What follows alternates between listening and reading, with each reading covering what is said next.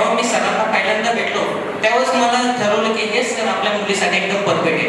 कारण की सरांचा एकदम मी भाषी शांत स्वभाव हे बघूनच म्हटलं की हा मुलीचं हेच आपल्या मुलीला एकदम परफेक्ट आणि टीचिंग करू शकतात असं मला एक कॉन्फिडन्स आला. आणि त्या दिवशी क्लास जॉईन करून टाकला. तर सरांनी पहिल्यांदाच विचारलं होतं की हो सध्या तुझ्याकडनं काय अपेक्षा आहे. तर स्वतःला साधारणतः 70-80% पडायचे होते. पण मला काही अपेक्षा होती त्याचा मग त्याला स्वतःला ज्यावेळी प्रश्न विचारला की बाबा काय तुला पाहिजे, तर सर म्हणते ती पण बरं म्हणत की मला 90 तरी पाहिजे. पण ते म्हणते ठीक आहे काय हरकत नाही, तुला 90चे प्लस पडतील ही माझ्याकडनं गॅरंटी. अशी गॅरंटी सरांनी दिली आणि मग मी क्लास जॉईन केला.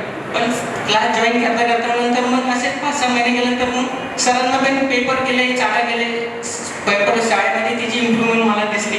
मग मी सरांनी विचारलं सर याची कशी वाटते इम्प्रूव्हमेंट. सर म्हणले तुम्ही काय काळजी नको करू की आपल्या क्लासमधली ही टॉपर येणार आहे. तेव्हा 6 महिन्यापूर्वीच मला त्यांनी सांगितलेलं होतं की श्रद्धा ही आपल्या क्लासमधली टॉपर राहणार आहे म्हणून.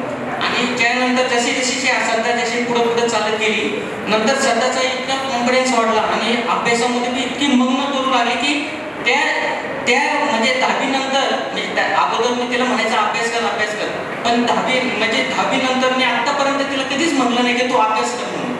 तिला इतकी अभ्यासाची गोडी लागली की 12 तास क्लासमध्ये जात होती. म्हणजे 10वी झाल्यानंतर जेव्हा प्रिलिम झाल्यानंतर ती ज्यावेळी क्लासमध्ये तेव्हा 3 महिने असतात, त्याच्यामध्ये फेब्रुवारी आणि मार्चपर्यंत चालत होतं.